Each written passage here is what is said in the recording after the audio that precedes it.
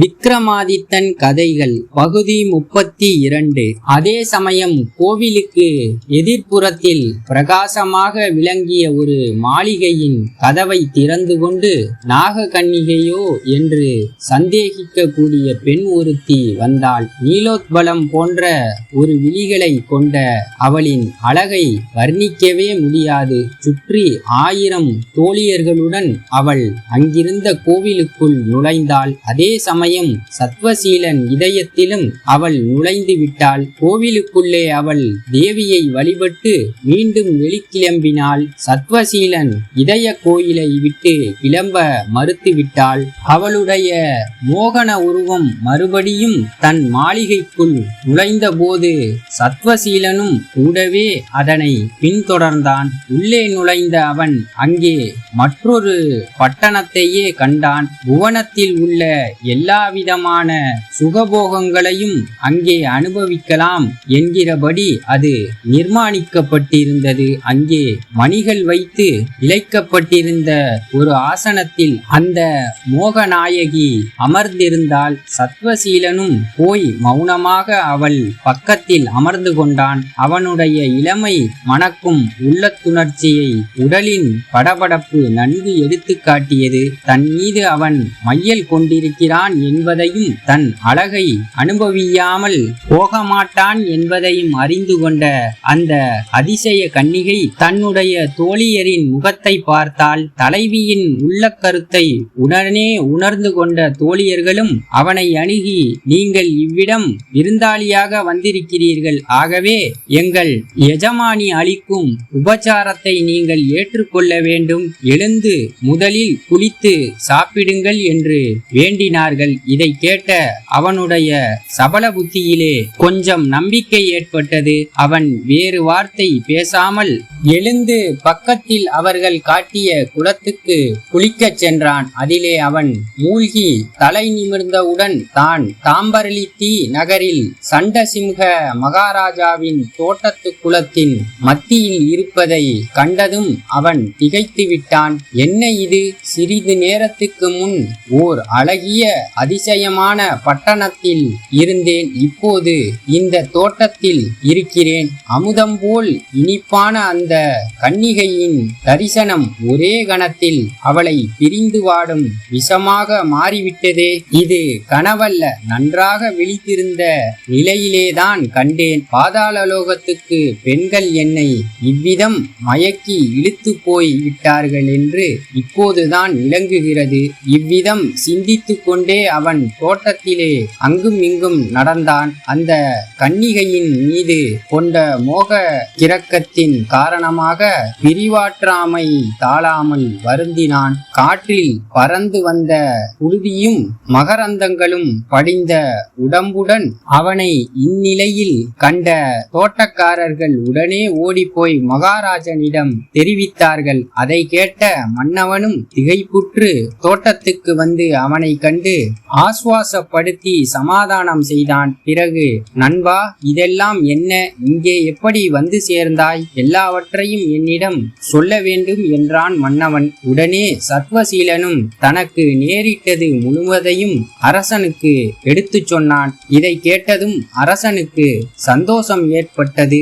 இவன் மகாவீரன்தான், ஆயினும் நம் அதிர்ஷ்டத்தினால்தான், பூர்வ ஜென்ம புண்ணியத்தினால்தான் இவன் இவ்விதம் காதலில் சிக்கினான். இப்போது நான் இவனுக்கு உதவி செய்யக்கூடிய நிலையில் இருக்கிறேன். அதே போல செய்து என் பழங்கடனை தீர்த்து விடலாம் என்று தனக்குத்தானே தீர்மானித்து கொண்டான். உடனே அவன், கவலைப்படாதே, நானே உன்னை அந்த அசுர பெண் இருக்கும் இடத்துக்கு அங்கே வழியாக அழைத்துச் செல்கிறேன் என்று சொல்லி அவனை தேற்றினான். மறுநாள் அரசன் நாட்டு நிர்வாகத்தை தன் மந்திரிகளிடம் ஒப்படைத்துவிட்டு சத்வசீலன் வழிகாட்ட அவனுடன் கப்பலில் புறப்பட்டான். பாதி தூரம் போனவுடனே முன்மாதிரியே நடுக்கடலில் இருந்து அழகான துவஜம் ஒன்று கிளம்புவதை கண்டான். உடனே சத்வசீலன் அரசனை நோக்கி, நான் கூறிய கொடிமரம் இதுதான். நான் இங்கே கடலில் குதிக்கிறேன். மகாராஜாவும் என் பின்னாலேயே குதித்து கொடிமரத்துக்கு பக்கத்தில் முழுக வேண்டும் என்று சொன்னான். அவ்விதமே அவர்கள் கொடிமரத்தை அணுகினார்கள். கொடிமரமும்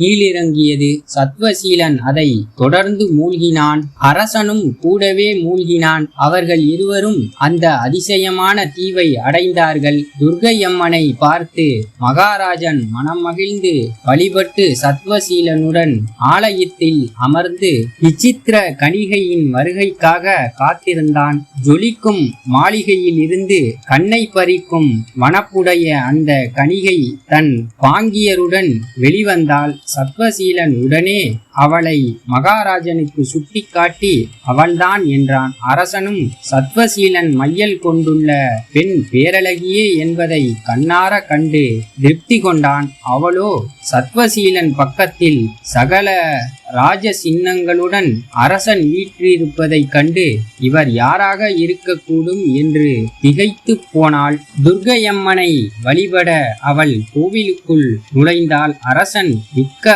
அலட்சியத்துடன் சத்வசீலனையும் தன்னுடன் அழைத்து கொண்டு தோட்டத்தில் நுழைந்தான். கன்னிகையோ பூஜையை முடித்து கொண்டு தனக்கு நல்ல கணவன் கிடைக்க வேண்டும் என்று துர்க்கையை வணங்கிவிட்டு வெளியே வந்தபோது அரசனையும் அவன் தோழனையும் காணவில்லை. ஆகவே அவள் தன் பாங்கியருள் ஒருத்தியை அழைத்து, இப்போது நான் பார்த்த ராஜகம்பீரர் எங்கே இருக்கிறார் என்று தேடி பார்த்து அழைத்து வா. அவர் நிரம்பவும் பெரிய மனிதராக தோன்றினார். சாதாரணமாக நம் இருப்பிடத்திற்கு அவர் வரக்கூடியவர் அல்ல.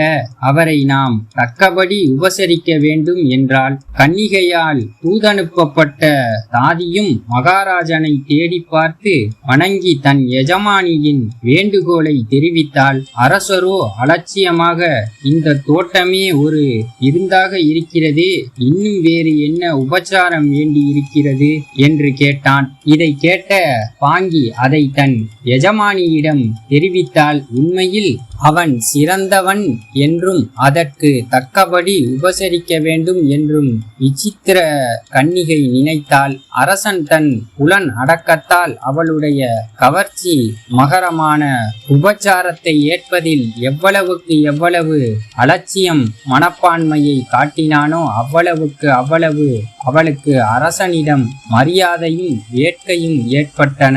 தன் பிரார்த்தனைக்கு இறங்கி தனக்கு கணவன் ஆவதற்காக துர்காதேவியே அந்த ராஜகம்பீரனை அவ்விடம் அனுப்பி வைத்திருப்பதாக அவள் நினைத்து விட்டாள். ஆகவே மனதிற்கு உகந்தவனை அழைக்க மங்கையே நேரில் புறப்பட்டாள். அவள் அருகில் வந்தபோது அந்த அசுர கன்னிகையை அரசன் உற்று கவனித்தான். வஜ்ரம் போல் உறுதியான தேகக்கட்டுடன் இளமை வனப்புள்ள கண்களில் அடங்காத ஆசை துடிப்புடனும் விளங்கினாள். அரசனின் ஆடை ஆபரணங்களையும் அழகிய முகத்தையும் கண்டு அதிகமாக மோகக்கிரகம் கொண்டாள். அவள் அரசனை வணங்கி தன் உபச்சாரத்தை ஏற்றுக்கொள்ள வேண்டினாள். அவன் உடனே சத்வசீலனை காட்டி அவளிடம், இவன் குறிப்பிட்ட துர்காதேவியின் திருவுருவத்தை வழிபடுவதற்காகவே நான் இங்கே வந்தேன். கொடிமரத்தை தரிசித்து பிறகு உன்னையும் கண்டேன். இன்னும் என்ன உபசரிப்பு இருக்கிறது என்று கேட்டான். உடனே அந்த கன்னிகை, மூலகத்திற்கும் அதிசயமாக விளங்கும் சிங்கார தோட்டத்தை பார்க்க வேண்டாமா, வாருங்கள் என்று அழைத்தாள். இதை கேட்ட மன்னன் சிரித்து கொண்டே, அதை பற்றி இவனும் சொல்லி இருக்கிறான். நீராடுவதற்காக அதிலே ஒரு தடாகம் இருக்கிறதாம் என்றான். பூமானே, தாங்கள் இப்படி பேசலாகாது. நான் ஏமாற்றுபவள் அல்ல. அன்றி தங்களைப் போல மரியாதைக்குரிய பெரியோர்களை யார்தான் ஏமாற்ற நினைப்பார்கள்? உங்கள் இருவருடைய மேன்மையையும் உணர்ந்த நான் உங்களுக்கு அடிமையாகி விட்டேன். ஆகவே என் கோரிக்கையை தட்டக்கூடாது என்று வேண்டிக் கொண்டாள். அதை கேட்ட அரசன் அதற்கு சம்மதித்து சத்வசீலனையும் அழைத்து கொண்டு அவளை தொடர்ந்து. இந்த கதை தங்களுக்கு பிடித்திருந்தால் தொடர்ந்து உங்க ஆதரவை ஜெகதீஷ் ஆடியோ புக் யூடியூப் சேனலுக்கு கொடுங்க. லைக் பண்ணுங்க, ஷேர் பண்ணுங்க, கமெண்ட் பண்ணுங்க, சப்ஸ்கிரைப் பண்ணுங்க. நன்றி.